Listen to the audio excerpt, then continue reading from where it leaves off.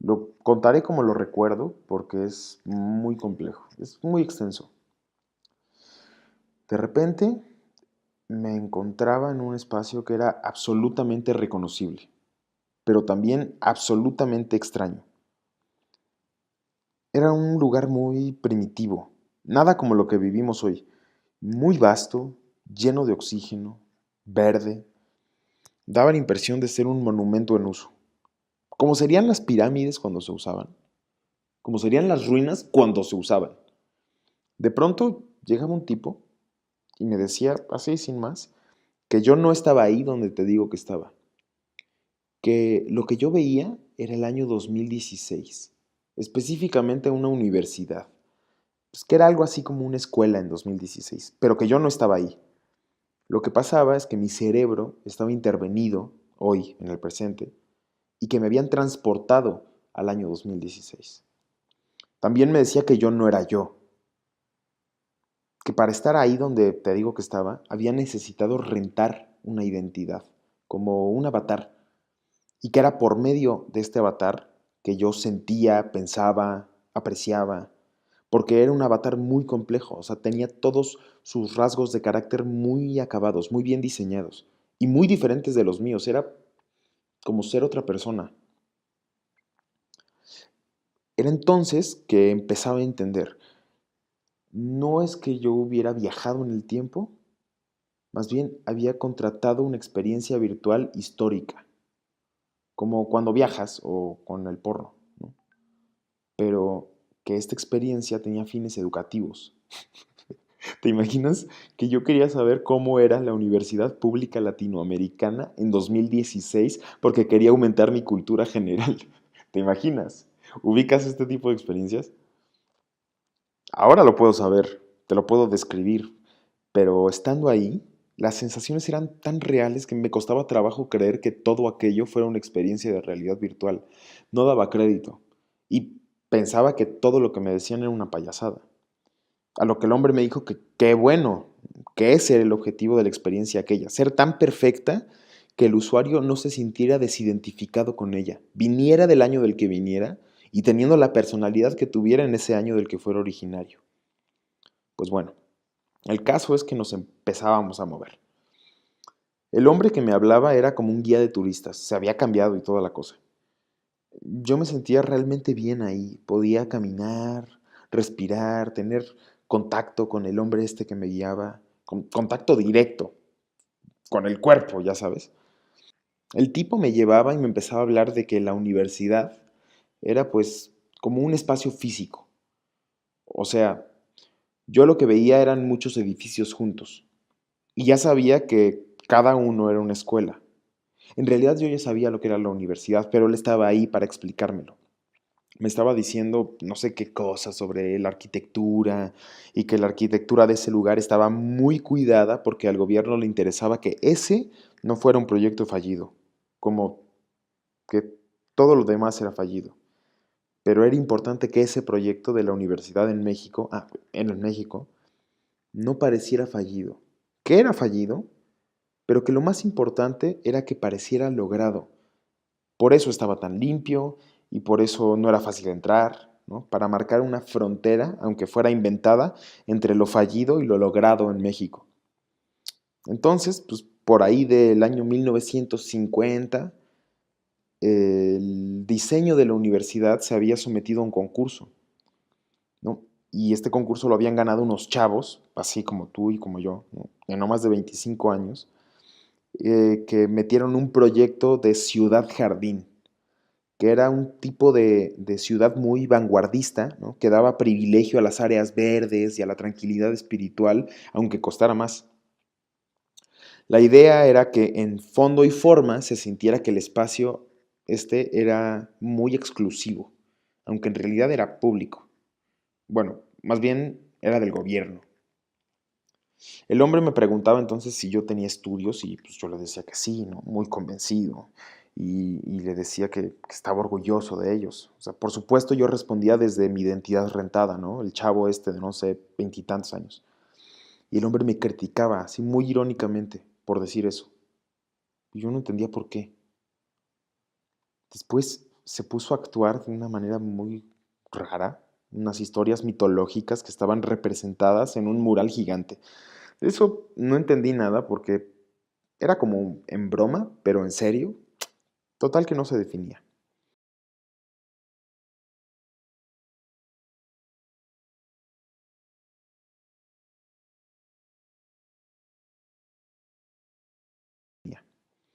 En eso estábamos en un lugar en el que había acumulados muchos libros.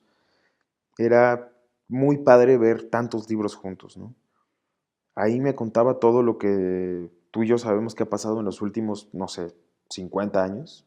Pues justo como desde el 2016 para acá. Pero como si yo no lo supiera. Me hablaba muy impresionado de cosas normales como Facebook Live o los juegos de realidad virtual, el porno en 5D, ¿no? Hasta llegar al punto que a él le parecía así impresionante de que en el futuro, o sea, ahora, casi todo se vivía en entornos de realidad virtual. En pocas palabras, me describía cómo funcionaba el aparato que estaba usando, porque era un aparato que me hacía ver todo lo que veía y sentir. Yo me maravillaba porque pues, todo aquello era absolutamente real, ¿no? Y ahora pienso que esta experiencia turística en realidad fue muy rica, ¿no? Muy detallada, estaba llena de matices, como muy bien definida. Yo me sentía parte de 2016 y al mismo tiempo me sentía testigo del 2016. ¿Me entiendes lo que te digo? Después venía una parte muy larga en la que nos metíamos a una de esas escuelas, la de filosofía o algo así. Y él me contaba toda la historia de la Universidad Occidental en 5 minutos, lo cual era un poco cansado, mucha información, pero se ponía interesante porque empezábamos a interactuar con otros sujetos que estaban programados para responderme y nos metíamos a un salón de clases, ¿no? Así como sin avisar. Obvio, yo sabía que no estábamos interrumpiendo una clase en serio, ¿no? Pero sí me sacaba de onda, pues sí, entrar al salón, ver a la gente, ¿no? Pues se supone que varios estaban esperando sus clases, noviando, preocupados por sus cosas. Era como vivir en una película, como si convivieras en el tiempo y con los personajes de tu película favorita. Luego, me habló también en muy poco tiempo de los próceres que dieron su vida para que la UNAM, así se llamaba esta universidad, UNAM, existiera en su forma actual, ¿no? Me refiero al 2016, no ahora. Y yo me quedaba con la idea, bueno, este cuate quiere que yo vea a la UNAM como un ejemplo de algo bueno, de algo malo, la glorifica o la presenta como un gran fracaso. No era claro, pero por la cara que tenía el tipo parecía que ese era el objetivo. Era entonces que la experiencia daba un giro muy radical, ¿no? Que es en realidad lo que te quería contar. Mira, te lo voy a decir con calma porque no se entiende tan fácil. El guía me revelaba algo que cambiaba todo. Tenía que ver con la idea de autonomía y de la existencia de una organización, algo así como una secta, no sé cómo describirlo, pues sí, que había hackeado el recorrido. Se supone que el recorrido que yo estaba viviendo no era el recorrido normal, sino una versión ampliada, una versión como política, es que no sé cómo decirlo, como crítica. Se supone que era algo subversivo. Yo no entendía. Para ese momento yo ya me sentía absolutamente integrado al ambiente y lo que pensaba era que aquello ya había tomado mucho tiempo y que yo tenía cosas que hacer. Imagínate, me habían programado tener cosas que hacer. Y pues eso, no daba mucho crédito a lo del hackeo. O sea, ¿por qué estaban hackeando el recorrido? Me preguntaba, ¿quiénes? Somos un grupo de jóvenes que trabajamos de manera transtemporal para activar algunos de los cimientos más importantes de la universidad en su origen, me decían. Autonomía, conocimiento, crítica sin condición. Interrumpimos tu recorrido porque creemos que puede interesarte colaborar con nosotros y ver más allá de la apariencia de las cosas. Recuperar el instinto creativo.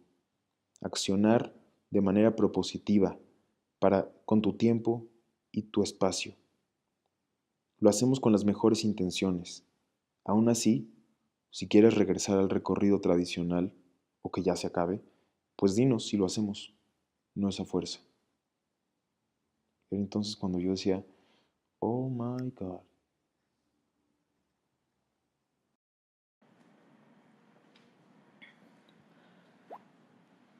Yo, pues, me quedé.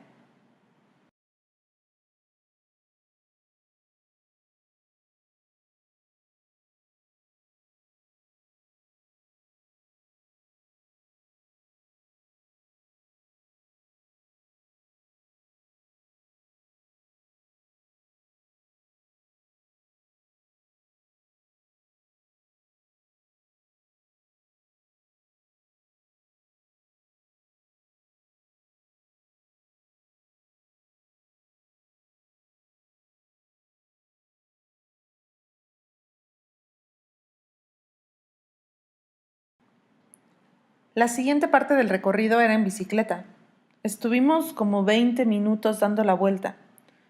Muy a gusto, por el campus. Curiosamente, cuando pensé que se iba a poner más transgresor, fue cuando se puso más tranquilo. El guía me seguía diciendo cómo se había creado la UNAM y, bueno, la verdad eran anécdotas muy normales, turísticas, excepto por una parte. Yo, bueno, el avatar con el que estaba viviendo aquella experiencia era una joven que estudiaba en la UNAM. Así que ese recorrido turístico era como volver a ver lo que veía siempre, quizá con algunos datos históricos que no sabía y que eran interesantes. Era una joven muy de esos tiempos, que entre otro de sus rasgos de carácter, estaba que había consumido drogas alguna vez en su vida y, por su experiencia en la UNAM, sabía que en 2016 se consumían y vendían drogas en territorio universitario de manera regular. Conocía a alguien que compraba ahí, conocía la dinámica y de manera indirecta había consumido específicamente esa droga. Pero pues, como en el resto del país, ¿no?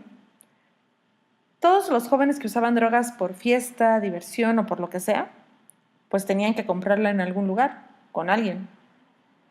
Lo que pasaba con esta chica era que existía una separación en su cabeza de lo que significaban las drogas en su vida: dealers, fiesta, sexo, diversión, y lo que significaban en el país: narcomenudeo, narcotráfico, guerra, secuestro, desplazados, un infierno. De manera que, cuando el recorrido pasaba por el lugar en la zona deportiva en donde se concentraban los dealers, el resultado en principio era gracioso, era como cotidiano, costumbrista.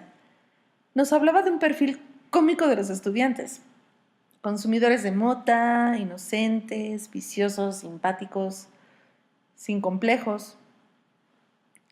Esto sumado a que el narrador, que ahora contaba la historia desde una bocina, hacía todo el tiempo hincapié en que ellos, los vendedores, habían conquistado un lugar en la UNAM que de cualquier otra manera no tendrían.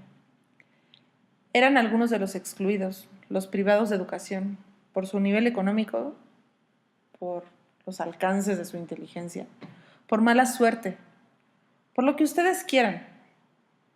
Eran gente de otra clase. Probablemente, muy probablemente experimentaban resentimiento. Para el guía, que estos sujetos pisaran suelo universitario, aunque fuera para vender droga, hasta cierto punto, era una reivindicación. Pero pronto la cosa se oscurecía. Se sentía peligro.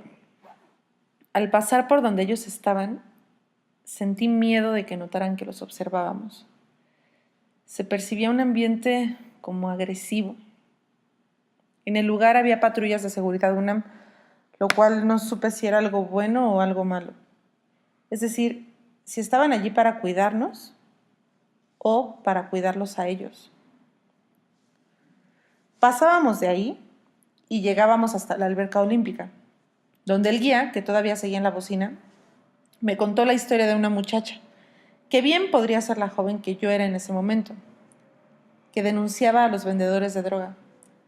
No porque no le gustara que estuvieran ahí, sino porque no entendía la retórica conservadora de la UNAM, la cual reprobaba la violencia dentro del campus y, sin embargo, permitía la venta de droga abiertamente, ante los mismos ojos de las patrullas de auxilio UNAM.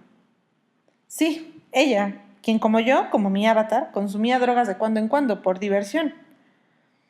Ella solo quería saber cómo reaccionarían los miembros de seguridad si ella denunciaba lo que allí sucedía, o sea, si disimularían o qué harían.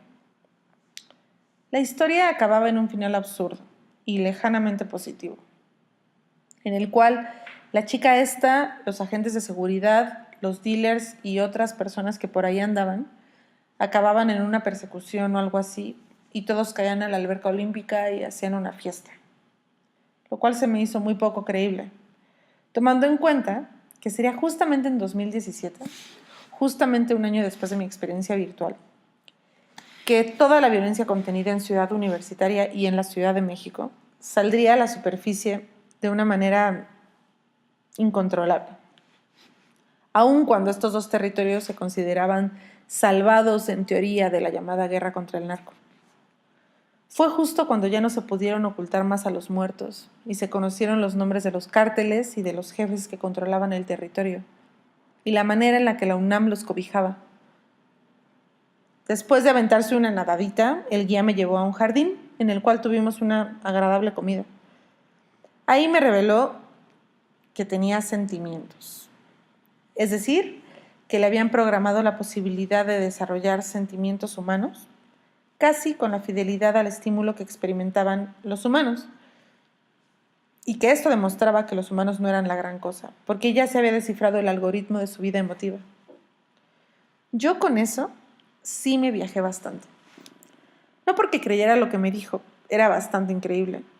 Más bien sentí la acumulación de cosas, de ideas, de la experiencia. Hicimos un pequeño ejercicio, como de conciencia de uno mismo, de conciencia de los procesos mentales. Y sí, la verdad, todo es cuestionable. Toda la realidad podría no ser. Este mismo espacio al que siento que sí correspondo también podría no ser mi espacio real. Entonces, todos son y ninguno lo es. Y lo que haga uno en ellos, bueno, eso sí tiene consecuencias muy variadas, más complejas que solo hacer lo correcto y lo incorrecto. El mundo no se divide en dos. Lo que haga uno en medio, bueno, eso da cuenta de lo que es uno, de cómo ve la vida y de lo que está dispuesto a hacer para cambiarla o para que todo siga igual. Yo, que según yo era estudiante, nunca había estado así en mi universidad. Nunca la había visto con tanta atención, nunca había platicado tanto sobre ella, ni había disfrutado tanto estar ahí. Creo que porque siempre iba sin tiempo, preocupada, aprisa. Yo simplemente creía que todas las universidades eran buenas y que educarse era lo mejor que uno podía hacer. Pero ahora estaba en el espacio y por la forma en la que actuaba el guía, se convertía en un espacio de juego. El hecho de que no fuera real, pero que funcionara como si fuera real, me hacía sentir que todo era posible, pero no me refiero a cosas como volar o algo así. Me refiero a otro tipo de posibilidades, a formas de estar en los lugares, a una idea diferente de qué respetar, con qué interactuar y con qué mantener distancia.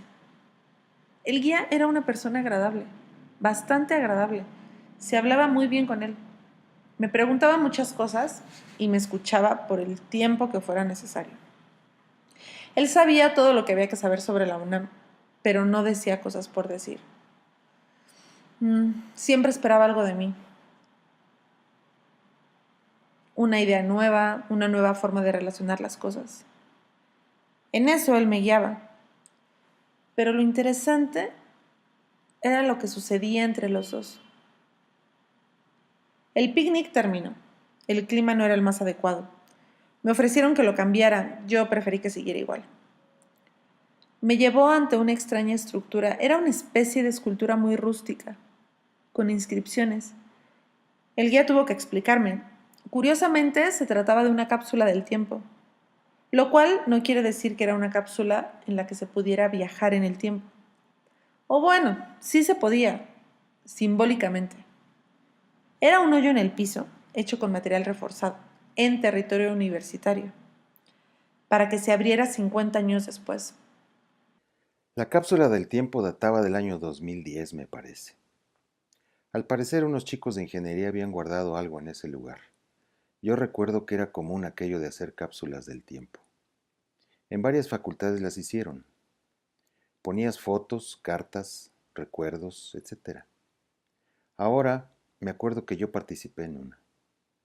Por supuesto en el momento no lo sabía. Para mí todo era nueva información. Me puso un poco nervioso ese lugar. No sé. Pensar en gente que posiblemente vi alguna vez mandándome un mensaje, a mí me hizo sentir raro, observado. No sé, podría ser gente que tal vez conocí. Dimos un paseo muy agradable. Se sentía la humedad, el frío que precede la tormenta, el viento, ese ambiente que tanto me gusta, ¿me entiendes? Y yo me sentía feliz de volver a ser alguien enérgico, fuerte, con esa ligereza que te da la juventud. Tuve suerte de que mi personaje virtual era un chico de aproximadamente 20 años. Revivir esa sensación fue encantador. Fue entonces que entendí por qué solicité una experiencia virtual precisamente a ese espacio y en ese tiempo. Mi guía continuó narrando, como si lo que pasó en todos estos años que he vivido apenas estuviera por pasar y él me estuviera revelando un secreto, más bien una premonición. Aunque en realidad yo no conocía ese porvenir, hoy sé que me habló del pasado. Sin embargo, había algo, como una sensación parecida a los déjà vus, que me hacía sentir que tampoco ignoraba del todo lo que él me decía. ¿En dónde va a acabar todo esto? Yo pensaba, ¿qué más podría pedirme que haga? ¿Es de verdad posible que yo no sea yo y no esté aquí? Si es así, ¿en dónde estoy y qué estoy haciendo? Alrededor nuestro estaban ellos, los estudiantes despreocupados, corriendo, fumando, leyendo, perdiendo el tiempo. Y nosotros éramos parte de ellos y observadores a la vez. Justo así recuerdo mis tiempos de estudiante. La verdad, la escena no tenía nada de extraordinario, y sin embargo, se respiraba un aire muy alegre, muy emocionante, como esas tardes en las que sabías que irías a una fiesta, o que vas a ver a alguien que te gusta mucho, a tener sexo. Simplemente estabas feliz. Mi guía me dijo que era viernes, y en efecto, así se respiraba el aire los viernes en Ciudad Universitaria. Lo reprodujeron con tal exactitud que resultaba emocionante sentir esa juventud y todo ese porvenir en potencia, impregnado en esas imágenes, en esa arquitectura, en el espacio, en sus palabras. Me hizo sentir como parte de un gran movimiento, como que eso que viví, que vivimos, lo que fue mi vida, apenas estuviera por acontecer, y como si yo tuviera la capacidad de elegirla, porque él me había hecho elegir, y yo elegí quedarme. Vimos los pastos que crecen entre las grietas del concreto y me dijo, el pasto tiende a crecer, ¿sabe? Aún en las condiciones más difíciles, en este pedregal incluso. En el más rugoso pedregal hace falta solo no estorbar para que el pasto crezca. Se me grabó eso que dijo. Me contó la historia de cómo Ciudad Universitaria se convirtió en un espacio sin régimen, llamado justamente Ciudad Jardín, la cual floreció a partir del éxodo hacia la vida virtual.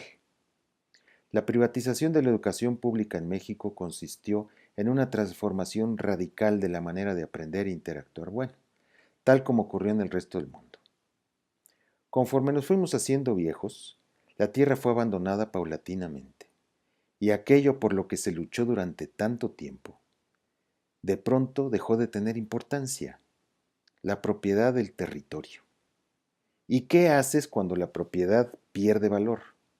¿Qué haces cuando un proyecto educativo nacional como tal pierde sentido? Nunca estuvimos preparados para eso. Y entonces no nos dimos cuenta de lo que estaba delante nuestro. Nos fuimos y gustosos aceptamos lo que se nos ofrecía en este medio de experiencias virtuales.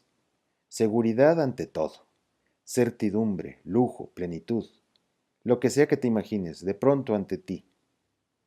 Y así envejecimos embelesados frente a esta pantalla. No me di cuenta de cómo pasó, aun cuando he estado observando mi propia vida obsesivamente, segundo a segundo, moldeándola, detallándola. Y adivina qué, no te lo vas a creer. Bueno, no me consta que sea cierto, pero me dijo que no todos nos fuimos. Algunos se quedaron, por convicción, por pobreza, incluso por ineptitud o extravío. Gente anciana, inadaptados, personas que no empataban en el nuevo entorno, gente a la que le costaba trabajo.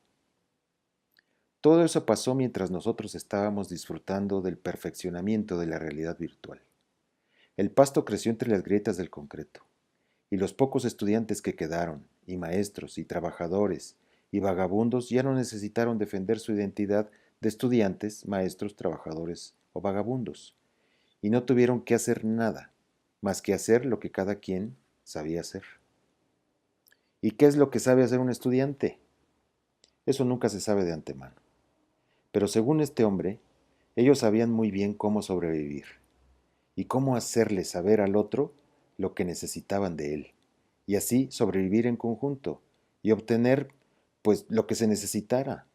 Qué sé yo, comer, beber, reír, compartir, conocer. Imagínate. Y ellos se quedaron con todo. O más bien, no tuvieron que luchar por nada. Y en aquel momento, imagínate, en aquel momento el trabajo llegó a su fin. Quien quisiera un título, una distinción, una propiedad, un patrimonio, podía conectarse y conseguirlo, como nosotros, pero ellos ya no lo necesitaban.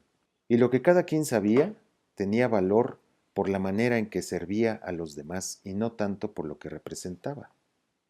Entonces los médicos y los estudiantes de teatro se pusieron a hacer cosas, y unos se dieron cuenta de que querían aprender a conocer su cuerpo, y los otros se dieron cuenta que querían conocer a los otros. Y ya no se estudiaba por deber, sino porque así lo dictaba la necesidad o el instinto o el disfrute, que a fin de cuentas son la misma cosa. ¿Qué puede ser más disfrutable que saber cómo satisfacer las necesidades personales y grupales y que algo que tú sabes sea utilizado por otros? Unos enseñaban a los demás, pero no eran considerados maestros, pues nadie poseía nada en ese lugar y como era tan poca gente, no era necesario pelear por recursos. La ciudad universitaria, la ciudad jardín, lo tiene todo. Libros, manuales para descifrar el mundo, cocinas, dormitorios, baños, árboles, animales, huertos, tierra fértil, se expande más allá de sus fronteras. La universidad dejó de necesitar responderse solo a sí misma, dejó de necesitar delimitar su frontera. Los habitantes de esa ciudad abrieron la cápsula del tiempo de los jóvenes ingenieros hace 6 años, pues la placa indicaba que estaría lista para abrirse en el 2060. Y ahí encontraron los planos de Ciudad Jardín, de ese proyecto inacabado de Teodoro González de León y sus compañeros. Los planos originales. Y en ellos estaba la clave para intervenir el territorio. Ahí se indicaban los usos posibles del lugar, el sentido de los caminos y los refugios, las capacidades de tener una cosa junto a otra, el porqué de las decisiones. Y estos hippies, vagabundos, desarraigados, utilizaron esa información para contactarnos. Sí, a nosotros, a ti, a mí, a todos los que estamos aquí, y hackearon el entorno virtual, el mapa general, y se metieron en nuestro entorno. Y nos cuentan la historia de lo que vivimos hoy, de gente conectada todo el tiempo, conectada haciendo las compras, conectada trabajando, conectada estudiando, sin salir de su casa, haciendo lo mínimo para sostener un entorno de subsistencia, produciendo capital en milésimas de segundo con golpes de suerte, ideas extraordinarias millonarias o sucumbiendo. Así en todo el mundo, un mundo sin fronteras, países, distancias. Tú y yo sabemos que afuera todo sigue funcionando, los cajeros automáticos, los semáforos, pero nadie quiere salir. ¿A qué? Las calles están vacías y ver a una persona en la calle es verdaderamente excepcional. El gobierno se organiza desde la realidad virtual. Las protestas y manifestaciones son virtuales.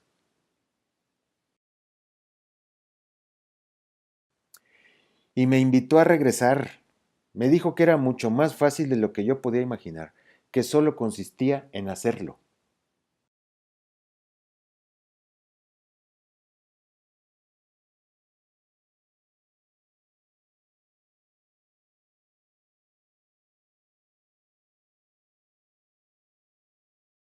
Yo me sentí turbado, confundido. Él no decía que estuviera mal la conexión, pero hablaba como si existiera la posibilidad de un afuera. Y yo pensé, pero es que incluso ahora, si es verdad que esto es un viaje virtual, ese afuera está aquí adentro. Todo está adentro. ¿Y eso tiene necesariamente que estar mal? Realizar mis compras, tener amigos virtuales, viajar virtualmente, ¿eso me hace menos persona? ¿Menos humano? ¿Eso me hace cobarde? ¿Qué haría yo allá? Si es que este lugar existe y todo funciona tan bien, ¿hay un lugar en Ciudad Jardín para mí? ¿Para un viejo sin experiencias acostumbrado a los entornos perfectos de la realidad virtual? Esas preguntas son mías. Me las hice ese día, pero son mías. Mías de ahora.